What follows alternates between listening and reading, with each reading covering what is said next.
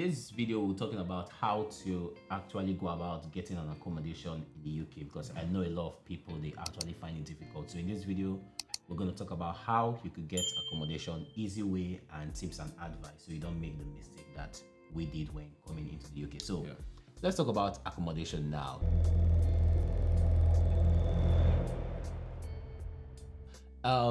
Do you think that as the year rolls by, getting accommodation is actually difficult? Because I know in my time when I came in, I actually got my accommodation before coming.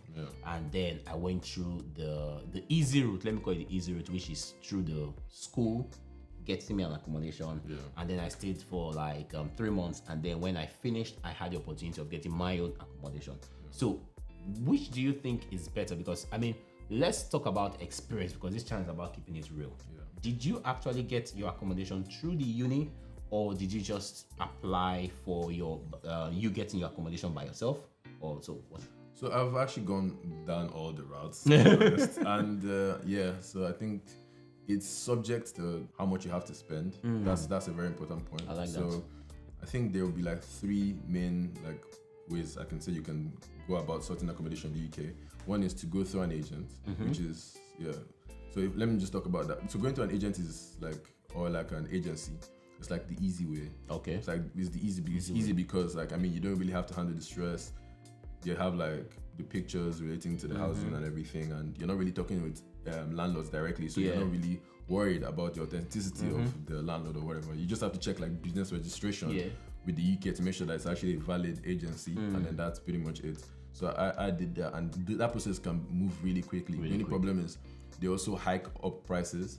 They hike up prices on some cases, and then there's also of course there are like administrative fees as well. So you might have to pay that. So that's why it becomes a bit more pricey. You have the student accommodation way, which is pretty much what I always advise for people that are coming in. But because it's a fixed price, so it might not, if once the accommodation doesn't fall under your price bracket, it automatically eliminates you. And I think the also really interesting part about that one is that you have to go early for that, because there are only so many allocated slots. And it finishes. I've noticed that it finishes very quickly. Because there was a time where I tried to apply for accommodation in my university in Hertfordshire, University of Hertfordshire, and they literally told me that I was queue number 804. Wow. I said 804. I just said, all right then. That's cheers, man. That's it go be. And then the last one is the shared space. Okay. So this one is a bit more challenging because there's a lot of uncertainty relating to it, but it is the cheapest, because you can get a house with like 4 or 5 rooms, which is a lot cheaper, and then you now have to get occupants that would fill that house. And let's say you go to websites like your universities, like Facebook, or like just different social media platforms of the area to search for living spaces. They actually designated websites where you can do that. I think it's called Flat Share or something like that. I'm not really sure, but yeah, you can go there and find people. The problem is, for example, you have to really make sure that is this somebody that you don't like they're clean people that you don't get annoyed, because there's a woman that was threatening me.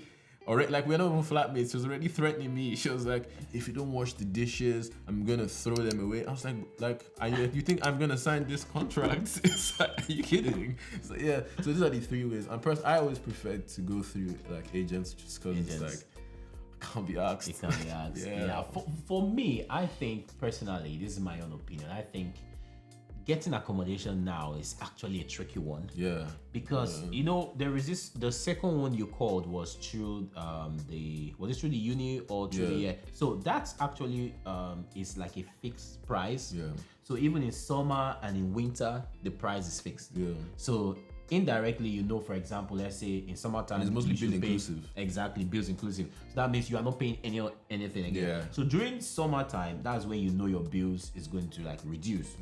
But if you are going through that route, definitely your bill is not going to reduce because it's fixed. Now, when it's winter time, it's going to be like up. But since it's fixed, it's not going to increase. So it's actually tricky, because I've actually done 2 of them. I've actually gone through the uni part, which was like 3 months and everything. And it was actually okay, because I was not paying any bills. And then when I went to get my own, like myself, through agency, and I was like, wait a minute, I should have been saving a couple of pounds. but actually didn't know. So I would think is like you said, is the main thing is your pocket, how much you are willing to spend. Yeah. Because you can't actually get it all. Yeah. You can't get it all because it's the truth. Like there's even like property that you definitely have to go and top up yourself. Yeah. While there are ones that is just like direct debit. So it's actually something that you have to like sit down and ask yourself, which route do you want to take? Yeah. Do you have the money or do you want to manage? Yeah. Now, I will always tell people, if you are coming to a country for the first time, I mean, you should have something to hold on to, like money that will take care of you. Ideally, like 3 months. Exactly. That I think that's a typical max you should do. Do like 3 months where you can just like, you know what, let me just go all in.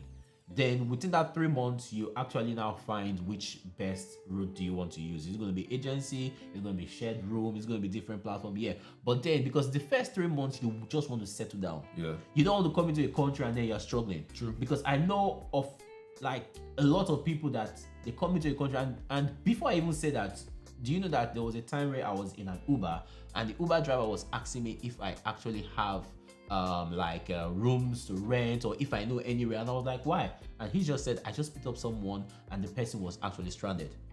And I was like, but why? Like, why will you come to a country and then you are stranded? Because the first mindset should just be you want to relax and you want to start trying to acclimatize yourself with so many things and trying to associate quickly. But when you come into a country, I know most times where we are coming from is actually kind of like a really difficult, but it's always, like you said, 3 months. I mean, 3 months is not that difficult for you to save. Because for myself, before coming to the country, I saved a lot. Yeah. And that was what helped me. Like for me, I'm extreme. Yeah. Okay, I'm not gonna lie. I'm extreme because the first 6 months, actually, I didn't buy anything. The first 6 months, I was saving. The first 6 months, I was planning myself. But like you said, which I 100% agree, is within the first 3 months, this is the time that you want to even understand yourself and see how you can even manage yourself. Now, I'm going to ask another question is, do they still do this this platform? I don't know what they call it, where you have a group of people, let's say like 4 friends, and then you go to the agent and it's okay, you guys, you want to rent one house. Yes. They still do that? Yeah, they still do that. I think that's so that's the website. I think it's Flatshare or something if I remember. I will try to find the website and send it to you. Maybe you can put it in the link in the description or whatever. But it's quite a good one because that way you can, of course, lessen the price that way. And you're going with people that you want or you know. For example, I know a lot of people that come from different countries, but they come together like as friends or whatever. So you can just, or maybe let's say you did your course online and you guys are moving on to uni now and you guys want to stay together. Yeah, you can definitely go together like as a landlord. I think one thing is it gets really tricky, but you have to also make sure that these people can actually pay because the funding is going to be broken down in between all of you. And regardless of if one of you can't pay, someone has to cover that fee. Like, so yeah, that is the one like really sketchy part about it. So I tend to want to always reduce that number. Okay. The more, it's like, don't go and look for like 6 people. 6 people, no. Like 3, 4. I think 3, 4 it's a bit should manageable. be enough. Yeah. 3, 4 should be enough. That's good because one thing I come to realize is people complain about, I can't get accommodation, and then I'll be like, but for me, you should be able to like plan yourself before coming. The universities actually like try to help you out. So most people don't actually read the university brochure. That's the problem. Like if you read the university brochure, like because I've worked in the content and marketing like area of like an admissions team before, and in their brochures they have so much information about accommodations, like a lot, but people just skip over. They just skip that part. They just skip it, and it's about accommodations relative to the area. It's also for example, sometimes they like if you go on even on like my university's website, for example, they would have like a list of verified agents within your area. So like even recommendations for all these websites like you should go to. It's like because they have done the work for you. So it's like you should be able to do this from like way before you come here. I think one thing that I'm gonna advise people is that you should try to plan before coming. 100%. Yeah, because I remember when you made mention of that now, I remember where even the uni I went to I can't remember the page, but there is a page that actually give different categories of accommodation. Yeah. There's one that is a studio flat, there's one that is a shared room and everything. Yeah. And then I'm just wondering, like, why is that people still come into the UK and they are stranded, and then they complain at the end that, oh, I did this and that, and then I'm just like, you actually did not plan, you actually did not save. I know things are hard, okay, I know that getting money is not easy, but I would, this is me personally, I would prefer to suffer in a country that I know, I understand the system, than to come into a new country and then I'm struggling and then I'm suffering, because that would actually not change my mindset of life is actually going to be difficult in this country, not knowing that it's actually my fault because I did not actually plan towards that. What the only thing I can empathize with is that it's like, it's, of course, it might not be as easy to get a job like before you come. So you definitely need to be able to prepare to stay for a good amount of months without having like a source of income. So if you're coming, for example, with parents, like, or that's if there are any parents watching this, it's like you have to prepare your child to be able to come here for like 6 months and not have a job, because it might not be as easy to get a job out of nowhere these days, because especially that inflow, that period of time, everybody is trying to look for a job. So it's gonna be a bit tough. I know. So it's like you need to be prepared to like give allowances for like that good 6 months. So that, all those accommodations and stuff. And I think for internationals, actually, if you're trying to get this is also good information. If you're trying to get an accommodation off campus internationally, especially mostly from people like that are from like African countries, I presume, maybe some other continents as well, but you have to pay installmentally. And it's not the same way they do. It's not per month. It's like quarterly, or like every like 6 like mine was they said biannually, so we could only pay twice. So that's a lot of money. That's a lot. So you actually have to have sorted it out, because how are you gonna come here and then they would give you that kind of figure? It's like, wow. It's like, that's crazy. I mean, thank you for saying that, because I remember where someone contacted me and was like, I'm actually stranded. And then I'm like, okay, where are you? And then she said, oh, she's actually in an Airbnb. And the first question I asked her was like, do you have money to actually pay? Because right now you're actually looking for people who's going to be a guarantor for you. But right now, people who's going to be a guarantor for you, they actually need to know you before they can stand as a guarantor. So you can have that, maybe that, will I say, the opportunity of paying monthly. But when you don't have a guarantor, which I kind of understand, I mean, which landlord or agent would want to give you a property and just, okay, you know what, pay monthly? I believe you. I mean, this is money. You get what I mean? I need to see the money and then we have the conversation. So one thing that you have said, which is true, is that people actually should plan to make sure that they have money in their account. So because some agents or some landlords can tell you, just pay 1 year. And that's a lot of money. Or some can say, okay, pay 6 months. It's rare for you to find the one that even tell you pay 3 months or 1 month in advance. It's actually rare. So I think during my time it's actually kind of like easy, but right now it's becoming more difficult because I mean prices are going high. A lot of things are happening. The economy is changing. So most landlords, they actually want to like see that money and then they give you that property. And surprisingly, like let's say you've done like the first year, like, and you prove to them that you can pay 6 months. Like for example, even in my current accommodation, we had to pay like quarterly, and then after that, it's like now they're saying, oh yeah, you can pay 1 month if you want to. Like you'll be paying as a month because they trust you. They trust you, and then you have a record. And that's one thing that I want everyone to know watching this video, is that in the UK system, you need to have a record of something, because even if you want to even go on a phone contract, just to like digress a bit, you need to have records. If you don't have that record, no one is going to give you that contract.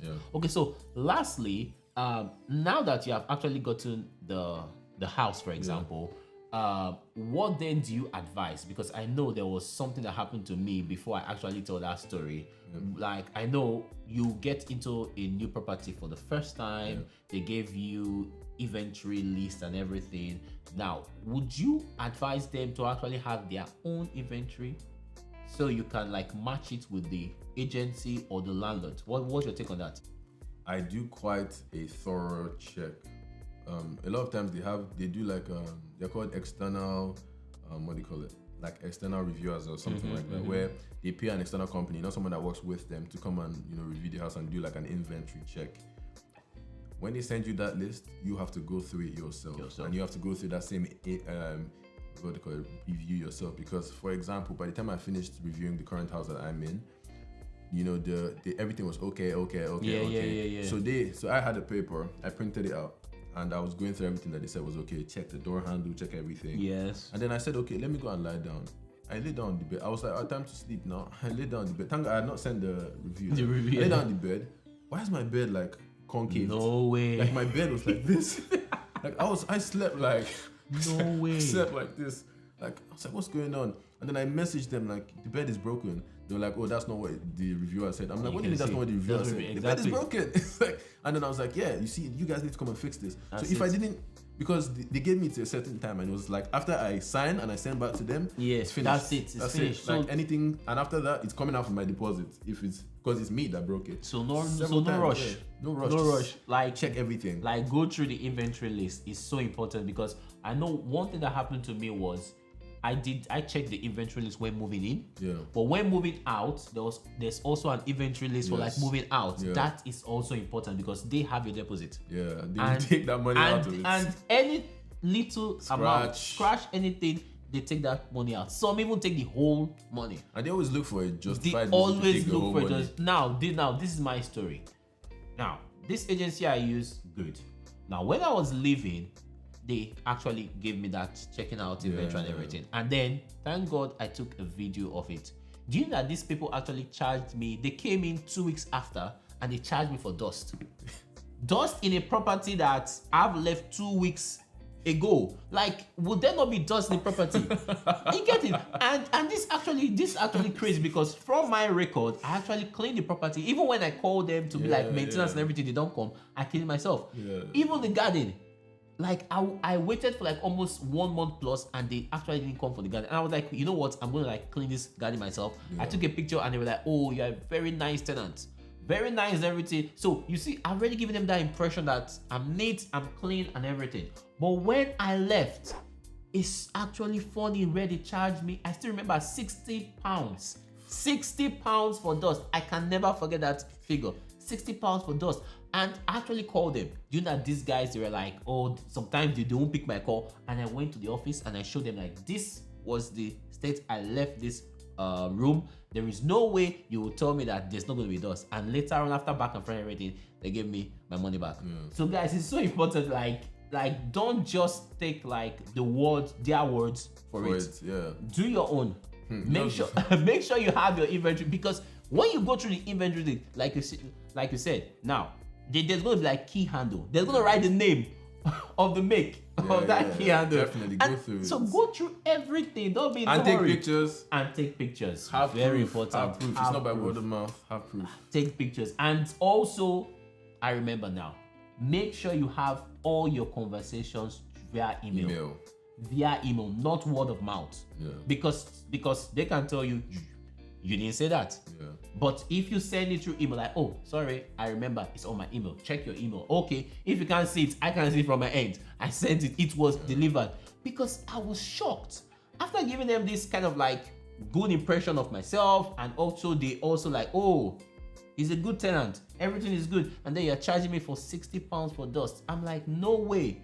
So guys, don't make that mistake, okay? Make sure you have the conversation. Anything you're doing right now, make sure you send it via email so you have that record. And let's say if you do, and also this is also just a random tip, but it's such a niche tip. But if you felt like you had a conversation via phone, you know some of their conversations are recorded. If you had a conversation via phone or via text or whatever, and you're in altercations with your agency over something that you believe that they said, if you're very sure that they said it, you should it's called a data subject access request. So you should request for all information relating to you from them. They legally have to send it to you. So you can go through it yourself to find out if you actually said that thing, and then you can use it as your proof to them that this is actually like I said this. So you guys should have done this.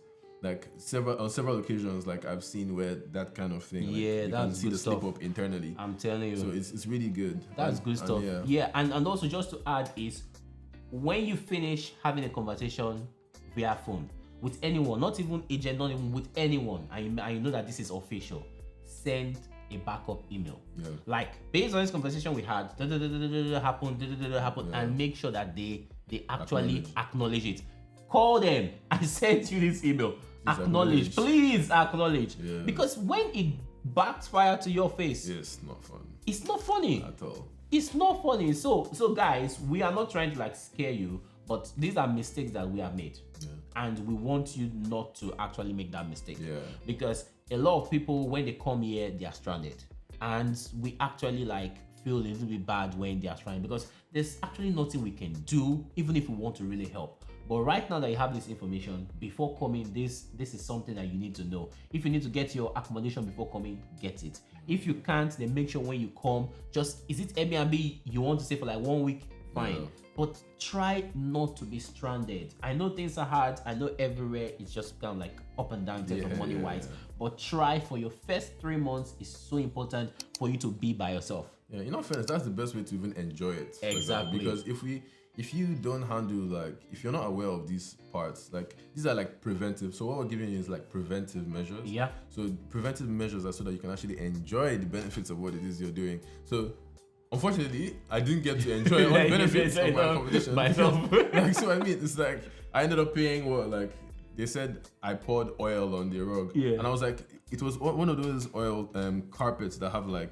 compartments. Yeah. That you could just, maybe you could replace one. Yeah. Right? They said, oh no, we don't replace one part. We have to replace the whole thing. Wow. £500. And they charge you £500 for that? I was like, what? No way. You charge me £500 for that? I was way. Wow, okay. So if I would have known this, maybe I would have been a bit more cautious with how I've done things. Yeah. Like let's say even your toilet, for example, like with how like even if your toilet is not fully ceramic, even if they make your toilet to have like actual like regular painted walls, and obviously you're showering, you don't open your window and mold grows on there. It's like by design it's their fault, but by price it's your fault. It's your fault. Like if you don't know, it's your fault. Like anything you see in your house, accommodation, report. Like straight up, take a picture and send, and keep that picture.